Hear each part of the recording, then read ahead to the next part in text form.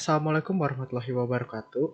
Perkenalkan, nama saya Muhammad Atta Ramadan dari Program Studi Teknik Informatika Universitas Widyatama dengan NPM 406211000035. Di sini saya akan membahas salah satu materi dari mata kuliah Sistem Operasi yang berjudul Manajemen Proses. Jadi, apa sih manajemen proses ini? Ya, manajemen proses adalah bagian penting dari sistem operasi yang bertanggung jawab untuk mengelola dan mengontrol proses-proses yang berjalan dalam sistem komputer. Nah, jadi tujuan apa sih manajemen proses ini? Jadi tujuan utama dari manajemen proses adalah memastikan penggunaan sumber daya yang efisien, menjadwalkan eksekusi proses secara optimal, dan menyediakan lingkungan yang aman dan stabil untuk proses-proses yang berjalan. Nah, sebelum kita mulai, jadi apa sih proses itu? Nah, proses adalah sebuah program yang sedang dieksekusi atau sebagai unit kerja terkecil yang secara individu memiliki sumber daya dan dijadwalkan oleh sistem operasi. Ya, program adalah sekumpulan instruksi yang ditulis dalam bahasa yang dimengerti oleh sistem operasi. Nah, sistem operasi bertanggung jawab atas aktivitas-aktivitas yang berkaitan dengan manajemen proses seperti membuat dan menghapus proses pengguna dan proses sistem, menunda atau melanjutkan proses, menyediakan mekanisme untuk sinkronisasi proses, menyediakan mekanisme untuk proses komunikasi, dan menyediakan mekanisme penanganan deadlock. Nah, di operasi apa sih yang ada pada proses? Nah, operasi pada proses pada umumnya adalah yang pertama adalah membuat proses, menghapus proses, jeda atau suspend, dan lanjutkan resume proses. 4 adalah menunggu dan menunggu kondisi, penjadwalan, pemetaan memori, dan komunikasi interproses. Nah, status proses dapat jelas seperti ini. Ya. Yang pertama adalah baru atau new. Ya. Jadi status yang dimiliki pada saat proses baru saja dibuat, kemudian saat proses sudah dibuat, kemudian akan mendapatkan status siap. Ya, siap ini apa? Saat status pada siap, status yang dimiliki menunggu, ya, kita menunggu jatah waktu dari proses. Kemudian saat fase siap sudah selesai, kita akan berjalan ke fase berjalan, running. Jadi, status yang dimiliki pada saat instruksi dari sebuah proses dieksekusi. Ya, proses bisa dieksekusi karena CPU tidak sedang mengerjakan tugas yang lain. Nah, jika ada proses lain, kalau ada proses lebih dari satu, proses akan menunggu berjalan ke proses menunggu, waiting.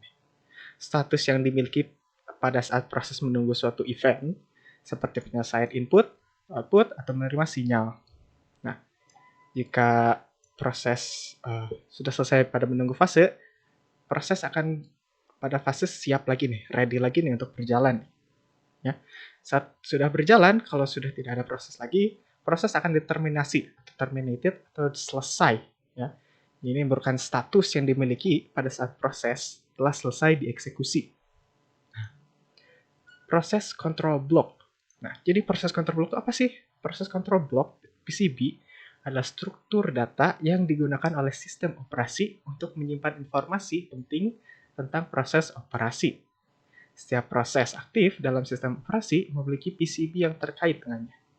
Nah, PCB bertindak sebagai wadah yang menyimpan informasi tentang status dan atribut proses. Sistem operasi memudahkan informasi ini untuk mengelola dan mengontrol proses. Nah, rangkaian ini biasanya disimpan di memori utama atau digunakan oleh sistem operasi saat dibutuhkan. Nah, dalam manajemen proses terdapat 4 konsep ya, yaitu multiprogramming, pseudo-parallelism, multiprocessing, dan distributed processing. Nah, multiprogramming adalah konsep yang memungkinkan banyak proses berjalan secara bersamaan dengan sistem operasi. Tujuan utamanya multiprogramming adalah untuk mengoptimalkan penggunaan sumber daya dan meningkatkan throughput, ya, jumlah pekerjaan yang dilakukan dalam satu periode waktu. Dalam multiprogramming, sistem operasi mengelola dan menjadwalkan eksekusi beberapa proses secara paralel atau bersamaan. Sistem operasi menggunakan penjadwalan proses untuk menentukan urutan di eksekusi proses. Proses ini dapat berbagi sumber daya sistem seperti CPU, memori, dan perangkat input-output. Kedua adalah pseudoparalelisme, mengacu pada penciptaan ilusi atau tampilan paralelisme dalam sistem yang sebenarnya hanya memiliki satu proses fisik. Dalam konteks ini, sistem operasi menggunakan teknik tertentu untuk memberi kesan bahwa beberapa proses berjalan secara paralel. Padahal kenyataannya CPU hanya dapat menjalankan satu instruksi dalam satu waktu. Pseudoparalelisme digunakan untuk meningkatkan daya tangkap sistem dan memanfaatkan sumber daya proses yang tersedia secara lebih efisien. Meskipun teknik ini tidak benar-benar bekerja seperti paralel, namun memberikan kesan bahwa beberapa proses atau fungsi berjalan pada waktu yang bersamaan yang meningkatkan kinerja sistem operasi dalam pengalaman pengguna. Yang ketiga adalah multiprocessing, mengacu pada kemampuan sistem operasi untuk menjalankan beberapa proses secara bersamaan pada lebih dari satu proses fisik atau inti pemrosesan dalam kasus arsitektur multicore. Nah, dalam multiprocessing, setiap prosesor atau inti pemrosesan bekerja secara independen untuk mengeksekusi instruksi dari berbagai proses secara paralel. Dengan multiprocessing, sistem operasi dapat meningkatkan efisiensi dan daya pemrosesan dengan memungkinkan beberapa proses berjalan secara bersamaan pada prosesor atau inti pemrosesan yang berbeda. Yang ini meningkatkan kinerja sistem dan memungkinkan tugas berjalan secara paralel, meningkatkan efisiensi penggunaan sumber daya CPU yang tersedia. Terakhir adalah distributed processing. Distributed processing mengacu pada penggunaan beberapa komputer atau node yang saling terhubung untuk melakukan tugas pemrosesan secara bersamaan. Dalam komputasi terdistribusi, tugas kompleks atau besar dibagi menjadi subteks yang lebih kecil dan setiap subtugas dijalankan secara paralel pada komputer atau node yang berbeda.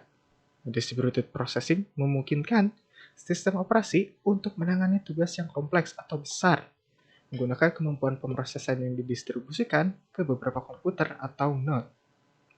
Dalam pemrosesan paralel, pemrosesan terdistribusi meningkatkan efisiensi dan daya pemrosesan, memungkinkan tugas dieksekusi secara efisien dan dalam skala besar. Nah, itu saja pembahasan materi manajemen proses dari saya. Terima kasih atas waktunya. Assalamualaikum warahmatullahi wabarakatuh.